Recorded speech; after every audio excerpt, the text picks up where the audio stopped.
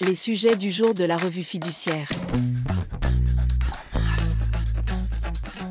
Premier sujet de notre JT. Reconstitution des capitaux propres en cas de perte. Auparavant, lorsque les capitaux propres d'une SARL, d'une SAS ou d'une SA devenaient inférieurs à la moitié de leur capital social, elles devaient suivre la procédure suivante. Première étape, les associés devaient se réunir dans les 4 mois de la constatation de la perte pour décider la dissolution éventuelle de la société. Deuxième étape, les sociétés non dissoutes devaient régulariser leur situation dans les 2 ans suivant l'exercice au cours duquel la perte avait été constatée. Faute de quoi, elles risquaient la dissolution à la demande de tout intéressé. Depuis le 11 mars 2023, les sociétés n'ayant pas régularisé leur situation dans ce délai n'encourent plus la dissolution judiciaire. Une 3e étape est prévue pour les sociétés en irrégularité et dont le capital est supérieur à un certain seuil. Il est fixé pour les SARL et les SAS à 1% du total du bilan du dernier exercice clos. Pour les SA, il correspond à la valeur la plus élevée entre 1% du total du bilan et 37 000 €. Les sociétés concernées bénéficient d'un délai supplémentaire de 2 exercices pour réduire leur capital. À défaut, tout intéressé peut demander en justice leur dissolution. Selon l'ANSA, pour les sociétés dont le capital est inférieur au seuil fixé, le délai de régularisation reste de 2 ans. Mais elles n'encourent plus la dissolution judiciaire pour insuffisance de capitaux propres. Autrement dit, elles sont désormais simplement incitées à reconstituer leurs fonds propres. Deuxième sujet de notre JT. Crédit d'impôt recherche.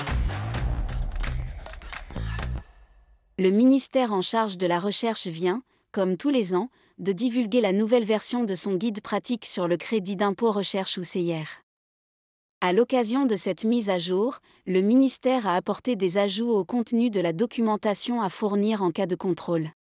Par ailleurs, la procédure d'agrément des organismes sous-traitants a été refondue, la description des travaux effectués étant plus détaillée qu'auparavant. Pour rappel, ce guide est destiné à aider les entreprises à déterminer et documenter le montant de leur crédit d'impôt recherche. Il n'est pas opposable à l'administration fiscale en cas de contrôle. Troisième sujet de notre JT.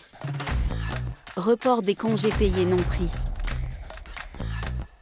En 2022, le Conseil de prud'homme d'Agen avait interrogé la CJE sur le droit au report des congés payés non pris du fait d'un arrêt de travail maladie, la législation française étant silencieuse sur ce point. Il lui avait notamment demandé quelle est la durée de report raisonnable des 4 semaines de congés payés acquis, au sens de la directive européenne, temps de travail, du 4 novembre 2003, en présence d'une période d'acquisition des droits à congés payés d'1 année, comme celle que prévue par le Code du travail.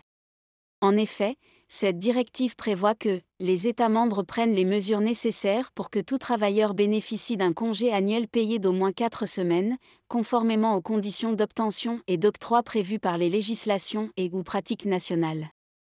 En réponse à cette question, la CJE s'est déclarée incompétente. Elle a refusé de définir un délai de report des congés payés non pris.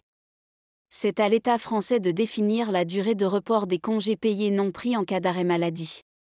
À noter que la CJE peut toutefois intervenir en amont, dans le cadre d'un litige, et examiner si la durée de report fixée par l'État membre est de nature à porter atteinte au droit au congé annuel payé.